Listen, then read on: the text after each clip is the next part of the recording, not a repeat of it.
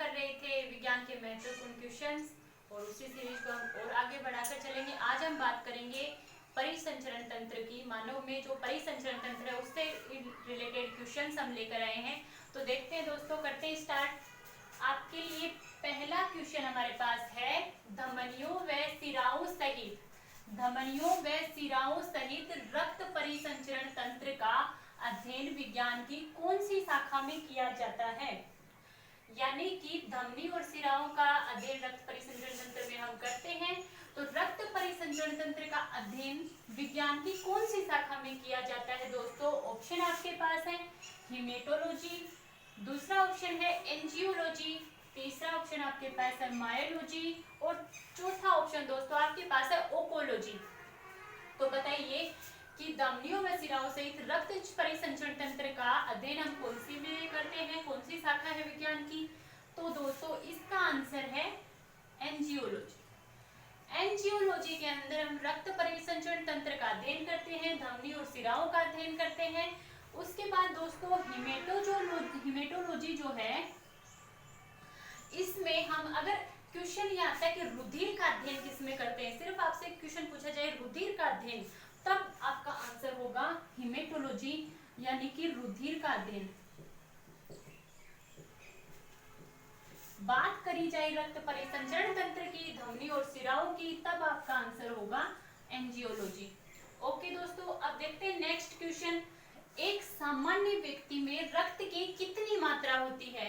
एक सामान्य व्यक्ति में रक्त की कितनी मात्रा होती है? ऑप्शन आपके पास है 5 लीटर, सेकंड ऑप्शन है 4 लीटर और थर्ड ऑप्शन है 7 लीटर और फोर्थ है 8 लीटर। तो बताइए एक सामान्य व्यक्ति में रक्त की कितनी मात्रा होती है? 5 लीटर। ये सभी जो क्वेश्चंस है ये पीछे की परीक्षाओं में आ चुके हैं दोस्तों। ये बहुत इंपॉर्टेंट क्वेश्चंस है, इनको बहुत ही ध्यान से पढ़ें आप। 5 लीटर है। इसी क्वेश्चन को इस प्रकार से भी पूछ सकते हैं कि एक सामान्य व्यक्ति जो है उसमें प्रति मिनट कितना रक्त परिवहन होता है? तो 5 लीटर प्रति मिनट रक्त का परिवहन होता है। अब देखते हैं नेक्स्ट क्वेश्चन। रक्त किस प्रकार का उत्तक है? रक्त किस प्रकार का उत्तक है? उपकला उत्तक है, कंकाली उत्तक है, तरल संयोजी उत्तक है या पेशीय उत्तक है? रक्त की बात कर रहे हैं, रक्त किस प्रकार का उत्तक है? तो क्या रक्त उपकला उत्तक है, कंकाली है, पेशीय है या तरल संयोजी है? तो रक्त के बारे में हम इतना तो समझ सकते हैं ऑप्शंस देखकर कि रक्त जो है वो तरल संयोजी उत्तक है।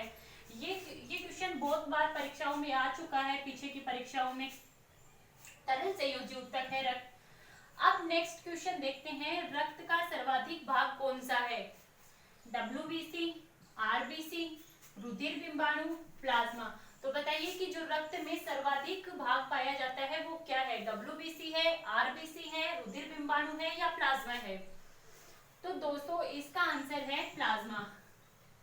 55 से 60% जो रुधिर का भाग होता है वो प्लाज्मा होता है और WBC, RBC, रुधिर बिंबाणु, इन तीनों को मिलाकर जो भाग होता है बचा हुआ 40 से 45% भाग रक्त का WBC, RBC और रुधिर बिंबाणु से बनता है और रक्त का जो सर्वाधिक भाग है वो प्लाज्मा है। अब देखते हैं नेक्स्ट क्वेश्चन दोस्तों।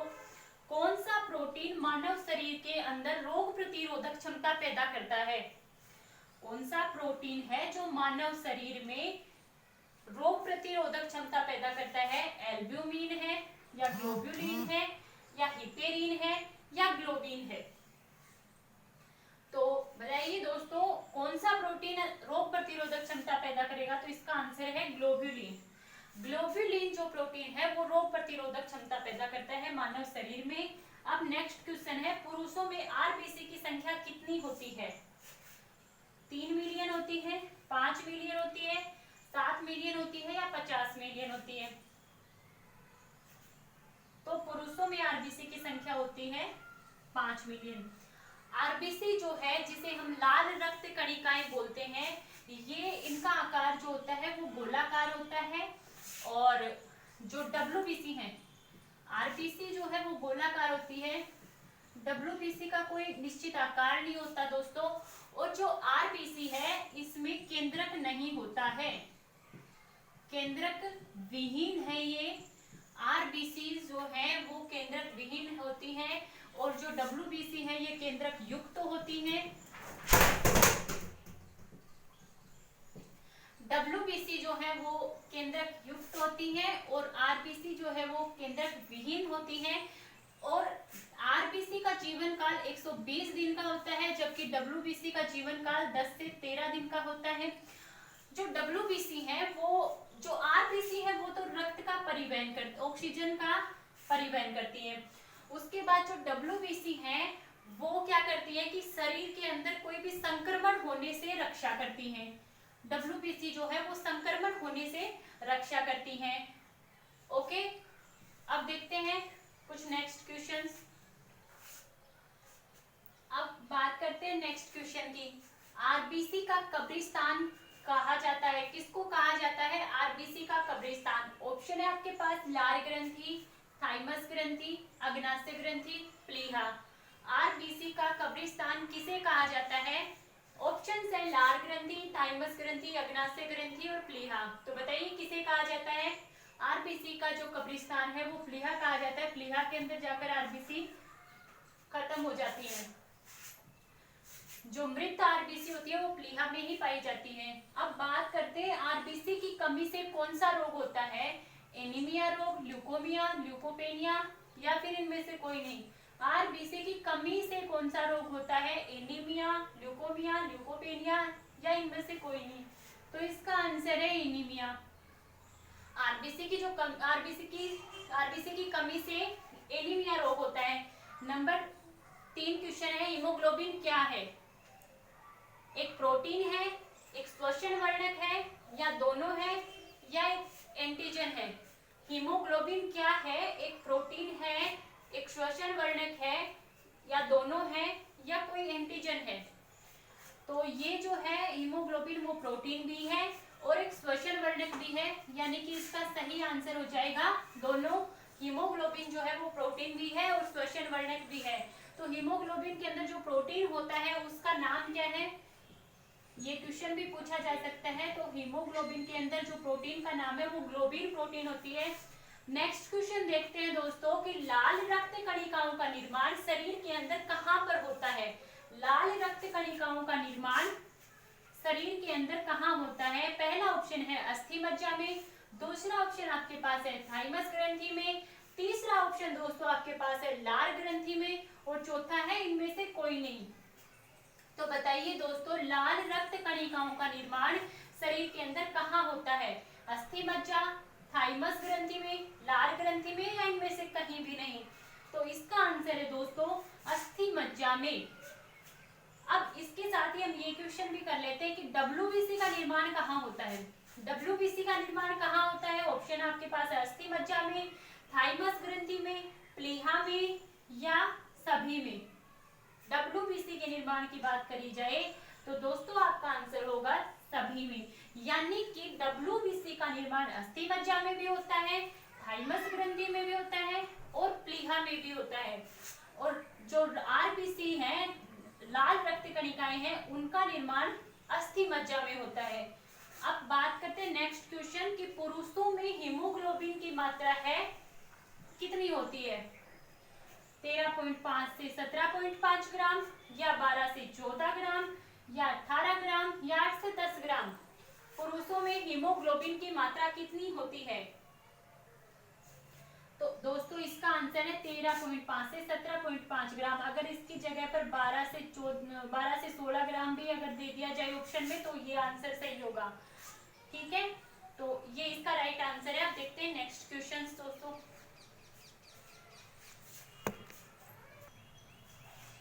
नेक्स्ट क्वेश्चन देखते हैं कि विश्व में प्रथम हृदय प्रत्यारोपण किसके द्वारा किया गया था? तो विश्व की बात कर रहे हैं, प्रथम हृदय प्रत्यारोपण किसके द्वारा किया गया था? डॉक्टर वेणुगोपाल के द्वारा, क्रिश्चियन बर्नार्ड के द्वारा, हरगोविंद खुराना के द्वारा या रॉबर्ट जैविक के द्वारा? विश्व में प्रथम हृदय प्रत्यारोपण किसके द्वारा किया गया था दोस्तों? ऑप्शंस है doctor Venugopal, Christian Barnard, Hargobind Khorana और चौथा ऑप्शन आपके पास है रॉबर्ट जैविक। तो इसका सही आंसर क्या होगा? Christian Bernard. क्रिश्चियन बर्नार्ड ने प्रथम हृदय प्रत्यारोपण किया था, और जो कि एक नेचुरल हृदय था, किसी मानव का हृदय था। लेकिन जो रॉबर्ट जेविक है, इनका नाम भी हृदय प्रत्यारोपण में आता है कि प्रथम कृत्रिम हृदय प्रत्यारोपण किसने किया था? तो प्रथम कृत्रिम हृदय प्रत्यारोपण, प्रथम कृत्रिम हृदय प्रत्यारोपण की बात करी जाए तो वहां नाम आएगा रॉबर्ट जेविक का। अब बात करते हैं नेक्स्ट क्वेश्चन की कि कोलेस्ट्रॉल के जमने के कारण धमनियों की जो कठोरता हो जाती है उसे क्या कहते हैं? कोलेस्ट्रॉल के जमने के कारण धमनियों की कठोरता को क्या कहते हैं? स्टेनोसिस, राइनाइटिस, एथेरोस्क्लेरोसिस या थ्रोम्बोसिस। तो बताइए दोस्तों, कोलेस्ट्रॉल के जमने की प्रक्रिया, जमने के कारण जो धमनियों की कठोरता हो जाती है उसे क्या कहेंगे? स्टेनोसिस, राइनाइटिस, एथेरोस्क्लेरोसिस और थ्रोम्बोसिस। इसका सही आंसर है दोस्तों एथेरोस्क्लेरोसिस, एथेरोस्क्लेरोसिस। अब बात करते हैं नेक्स्ट क्वेश्चन की। हृदय को घेरे रहने वाली झिल्ली, हृदय के बाद जो झिल्ली होती है जो हृदय को पूरी तरह से घेरे रखती है उसे क्या कहते हैं? पेरिटोनियम या प्लूरा या पेरिकार्डियम या ब्रेकियल धमनी। अब हृदय को कौन सी झिल्ली घेरे रहती है? पेरिटोनियम, प्लूरा, पेरिकार्डियम या ब्रेकियल धमनी। तो हृदय को जो झिल्ली है वो घेरे रहती है, उसका नाम क्या है? पेरिकार्डियम। पेरिकार्डियम जो झिल्ली है वो हृदय को घेर कर रखती है। दूसरी बात, अगर बात पूछी जाए कि हृदय का जो बीमारी, हृदय की जो बीमारी है उसके अध्ययन को क्या कहते हैं? तो उसे कार्डियोलॉजी कहते हैं, और जो हृदय से संबंधित डॉक्टर होते हैं कार्डियोलॉजिस्ट कहलाते हैं। इसी नाम पर है पेरिकार्डियम जो इसका नाम है। अब नेक्स्ट क्वेश्चन देखते हैं कि सामान्य वयस्क व्यक्ति के हृदय का वजन कितना हो सकता है? 300 ग्राम हो सकता है, 220 या 8 किलो।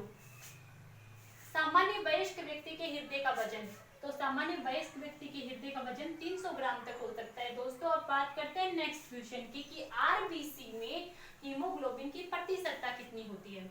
आरबीसी में हीमोग्लोबिन की प्रतिशतता की बात करें, ऑप्शंस आपके पास है दोस्तों 48%, 10%, 34% और 20%। आरबीसी में हीमोग्लोबिन की प्रतिशतता कितनी होती है? कितना हीमोग्लोबिन आरबीसी के अंदर होता है? तो 34% तक हीमोग्लोबिन आरबीसी के अंदर होता है, 34%। अब बात करते हैं नेक्स्ट क्वेश्चन की, रुधिर निर्माण क्या कहलाता है? जो रुधिर निर्माण की जो प्रक्रिया है उसे क्या नाम दिया गया है? पहला ऑप्शन आपके पास दोस्तों हीमोलाइसिस, दूसरा ऑप्शन दोस्तों आपके पास है हीमोबाइसिस, तीसरा ऑप्शन दोस्तों आपके पास है अनोक्सेमिया और चौथा ऑप्शन दोस्तों आपके पास है ग्लाइकोलाइसिस। तो बताइए दोस्तों, रुधिर जो निर्माण है उसे क्या कहेंगे? हीमोलाइसिस, हीमोबाइसिस, अनोक्सेमिया या ग्लाइकोलाइसिस। तो इसका सही आंसर है हीमोबाइसिस, हीमोबाइसिस, रुधिर निर्माण की प्रक्रिया। अब देखते हैं दोस्तों नेक्स्ट क्वेश्चन। नेक्स्ट क्वेश्चन देखते हैं दोस्तों कि मानव शरीर में रक्त की अपर्याप्त आपूर्ति कहलाती है, यानी कि जब मानव शरीर में रक्त अपर्याप्त हो जाता है, कम हो जाता है, तो उसकी जो आपूर्ति है वो क्या कहलाती है? इस्कीमिया, एनीमिया, ल्यूकोपीनिया या ल्यूकोमिया। इस्कीमिया, एनीमिया, ल्यूकोपीनिया या ल्यूकोमिया। तो दोस्तों इसका सही आंसर है इस्कीमिया। मानव शरीर में रक्त की अपर्याप्त आपूर्ति जो है वो कहलाती है इस्कीमिया। एनीमिया के बारे में हमने पढ़ा कि जब आरबीसी कम हो जाती है शरीर में तो एनीमिया रोग हो जाता है। जब डब्ल्यूबीसी की संख्या कम हो जाती है तो ल्यूकोपीनिया रोग हो जाता है। ल्यूकोपीनिया रोग डब्ल्यूबीसी की कमी से होता है और आरबीसी की कमी से एनीमिया रोग होता है। और जो मानव शरीर में रक्त की जो अपर्याप्त आपूर्ति है उसे इस्कीमिया कहते हैं। अब बात करते हैं दोस्तों नेक्स्ट क्वेश्चन की, रक्त दाब का मापक यंत्र क्या है?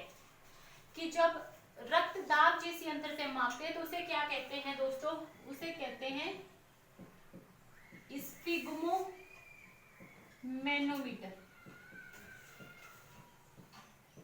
रक्त दाब मापने वाली मशीन को कहते हैं स्फिग्मोमैनोमीटर, स्फिग्मोमैनोमीटर। नैनोमीटर। अब नेक्स्ट क्वेश्चन देखते हैं, रुधिर वर्ग ए बी में कौन सा एंटीजन पाया जाता है? तो रुधिर वर्ग ए बी में कौन सा एंटीजन पाया जाता है? ऑप्शंस आपके पास है, पहला है ए, दूसरा बी, तीसरा ए और बी, और चौथा ऑप्शन है इनमें से कोई नहीं। रुधिर वर्ग ए बी में कौन सा एंटीजन पाया जाता है दोस्तों? तो रुधिर वर्ग ए बी में ए और बी दोनों ए प्रकार के एंटीजन पाए जाते हैं। और रुधिर वर्ग ए में ए एंटीजन पाया जाता है, रुधिर वर्ग बी में बी एंटीजन पाया जाता है। लेकिन बात करते हैं रुधिर वर्ग ओ की। ओ जो है उसमें किसी भी प्रकार का कोई एंटीजन नहीं पाया जाता। यही कारण है कि जो ओ है वो सर्वदाता है। ओ जो ब्लड ग्रुप है, ओ ब्लड ग्रुप वालों का ब्लड सबको दे सकते हैं, क्योंकि इसमें किसी प्रकार का एंटीजन नहीं पाया जाता। अब बात करते हैं आरएच फैक्टर की। आरएच फैक्टर यानी कि आरएच कारक की खोज किसने करी थी? आपके पास ऑप्शंस हैं, कार्ल लैंडस्टीनर ने, वीनर ने, विलियम हार्वे ने, या फिर ए और बी दोनों ने। आरएच कारक की खोज करने वाले वैज्ञानिकों का नाम Karl Landsteiner, Wiener, William Harvey या ए और बी दोनों। यानी कि आपके पास आंसर है ए और बी दोनों, यानी कि राइट आंसर हो जाएगा डी। ए और बी इन दोनों का नाम आता है आरएच फैक्टर की खोज करने में, लैंडस्टीनर का भी और वीनर का भी। जो विलियम हार्वे है इन्होंने रक्त परिसंचरण तंत्र की खोज करी थी। रक्त परिसंचरण तंत्र के बारे में सबसे पहले विलियम हार्वे ने बताया था। रक्त परिसंचरण तंत्र के बारे में सबसे पहले किसने बताया था? विलियम हार्वे ने बताया था सन 1688 ईस्वी में। बात करते हैं नेक्स्ट क्वेश्चन की। रोग प्रतिकारक को, जो ये आरएच फैक्टर है इसके लिए ध्यान रखना है, ये भी एक एंटीजन का प्रकार है। आपसे क्वेश्चन पूछा जा सकता है जिसमें आपको ऑप्शंस मिलेंगे कि आरएच जो फैक्टर है वो क्या है, एक प्रकार का एंटीजन है या एंटीजन का प्रकार है। उसके बाद और भी ऑप्शंस आपके पास हो सकते हैं, तो ये एक प्रकार का एंटीजन है। नेक्स्ट क्वेश्चन देखते हैं कि रोग प्रतिकारक को उत्पन्न करने वाली कोशिका कौन सी होती है? रोग प्रतिकारक को उत्पन्न करने वाली कोशिका कौन सी होती है? आरबीसी होती है, न्यूट्रोफिल्स होती है, प्लेटलेट्स होती है या लिम्फोसाइट होती है? रोग प्रतिकारक को उत्पन्न करने वाली कोशिकाएं आरबीसी होती है या न्यूट्रोफिल्स होती हैं, प्लेटलेट्स होती हैं, लिम्फोसाइट होती हैं? इसका सही आंसर है दोस्तों लिम्फोसाइट। लिम्फोसाइट जो होती है वो रोग प्रतिकारक को उत्पन्न करती है। नेक्स्ट क्वेश्चन देखते हैं और आज के लिए लास्ट क्वेश्चन। आरबीसी का रासायनिक नाम क्या है? आरबीसी का रासायनिक नाम क्या है? पहला ऑप्शन है प्रोथ्रोम्बोसाइट, इरिथ्रोसाइट, ल्यूकोसाइट या बाइकार्बोनेट। आरबीसी का रासायनिक नाम प्रोथ्रोम्बोसाइट, इरिथ्रोसाइट या ल्यूकोसाइट या बाइकार्बोनेट। तो इसका सही आंसर है दोस्तों इरिथ्रोसाइट। इरिथ्रोसाइट आरबीसी का रासायनिक नाम है। ल्यूकोसाइट जो है वो डब्ल्यूबीसी का रासायनिक नाम है। और जो रुधिर बिंबाणु होता है उसका रासायनिक नाम है प्रोथ्रोम्बोसाइट। ये नाम है रुधिर बिंबाणु का। रुधिर बिंबाणु का रासायनिक नाम क्या है? प्रोथ्रोम्बोसाइट। इंपॉर्टेंट क्वेश्चन है दोस्तों। आरबीसी का रासायनिक नाम इरिथ्रोसाइट है, डब्ल्यूबीसी का रासायनिक नाम ल्यूकोसाइट है और रुधिर बिंबाणु का रासायनिक नाम प्रोथ्रोम्बोसाइट है, प्रोथ्रोम्बोसाइट। ठीक है दोस्तों, अब मिलते हैं नेक्स्ट वीडियो में। और वीडियो को लाइक करें, कमेंट करें और शेयर करें। थैंक यू दोस्तों।